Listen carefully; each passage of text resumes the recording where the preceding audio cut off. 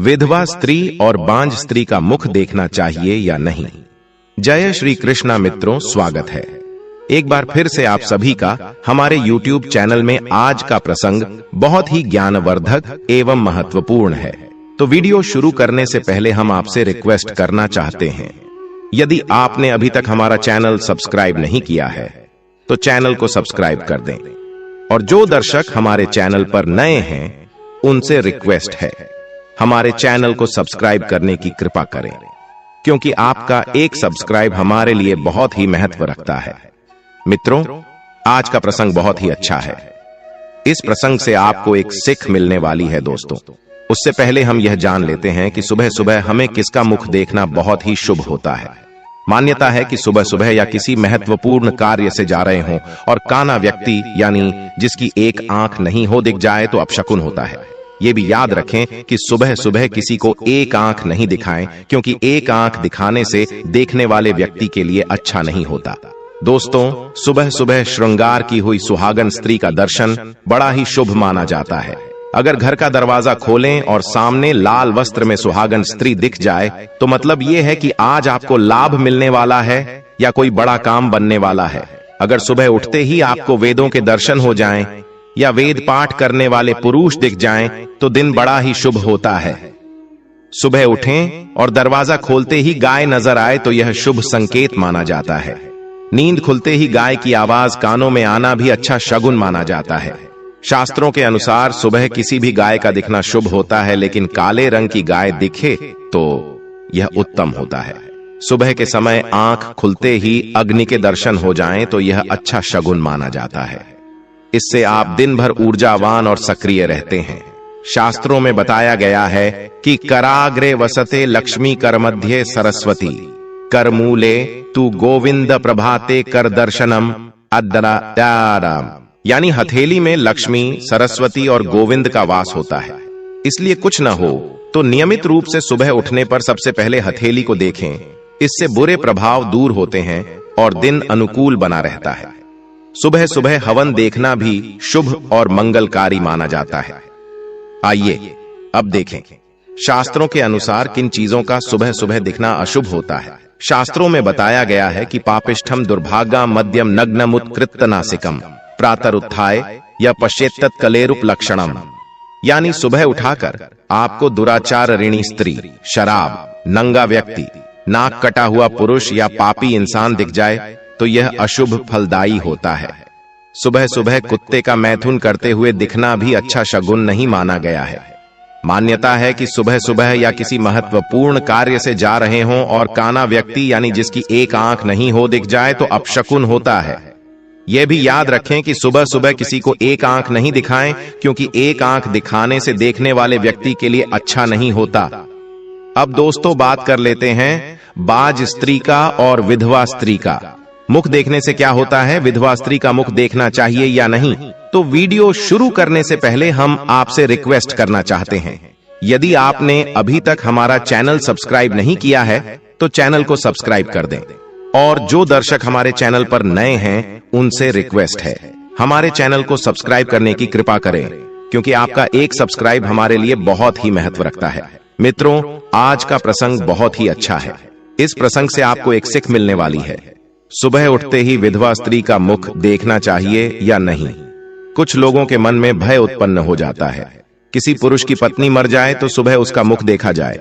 मित्रों, समझना, आज लोगों ने समाज में जो भ्रांतियां उत्पन्न कर रखी हैं, वह शिव महापुराण इस भ्रम को मिटाना चाहता है। जिसकी पत्नी मर गई तो सुबह सुबह उसका मुंह देखना चाहिए या नहीं?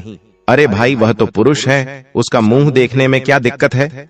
पर तुम्हें क्या मालूम है कि उसकी पत्नी मर गए, अगर वह बिंदी लगता, मंगल सूत्र पहनता, मांग बरता तो समझ में आता कि उसकी पत्नी जिंदा है या मर गई।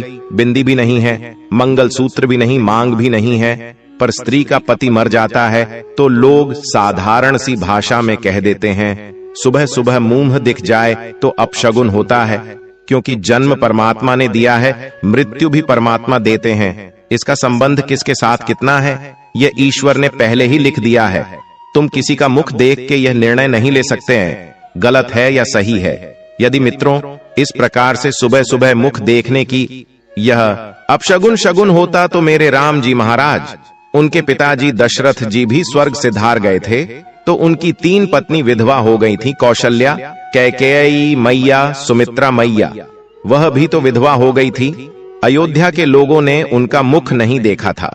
क्या भगवान श्री राम ने मुंह नहीं देखा था? यह हमारी सोच है, हमारी बुद्धि, हमारे धृष्टता। मैं आपसे निवेदन करूंगा, पापी को पाप नजर आता है, कपटी को कपट नजर आता है, बेईमान को बेईमानी नजर आता है, और धर्मात्मा को धर्म नजर आता है, पुण्यात्मा को पुण्य नजर आता है। जिसकी जैसी सोच रहती है, सामने वाला व्यक्ति उसको वैसा ही नजर आता है। अगर मान लिया पति मर भी गया, पर पत्नी को परमात्मा ने जीवित रखा है। क्यों रखा है?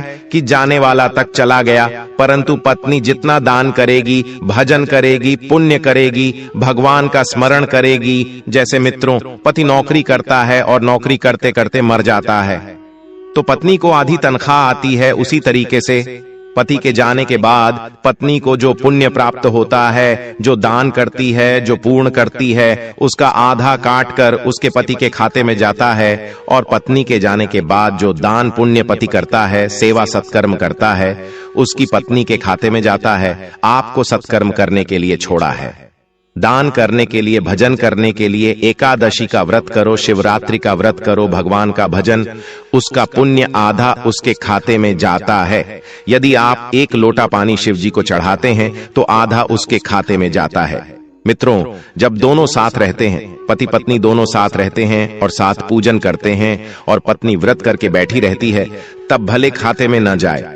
जब एक रह जाता है, और परमात्मा के यहां तो लिखा है, एक न एक दिन जाना है। जब एक रह जाता है तो उसका हिस्से का भाग्य उधर चला जाता है। शिवा शिवा कहो, भगवत भक्ति में डूबे रहे। किसी पर आक्षेप लगाना गलत है, यह आपके गुण नहीं है। ऐसा कहां लिखा है? कौन कहता है विधवा स्त्री का मुख नहीं देखना चाहिए? इसीलिए यह सब गलत बातें हैं। शिव भक्ति में लीन रहे, शिव का स्मरण करो। जो लोग कहते हैं कि विधवा स्त्री का मुंह नहीं देखना चाहिए, ऐसे लोग दुनिया में भ्रम फैला रखे हैं। तो इन सब बातों को छोड़कर किसी को ठेस नहीं पहुंचाना चाहिए। यदि तुम्हारी वाणी से किसी को ठेस पहुंचती है तो उससे बहुत बड़ा पाप लगता है।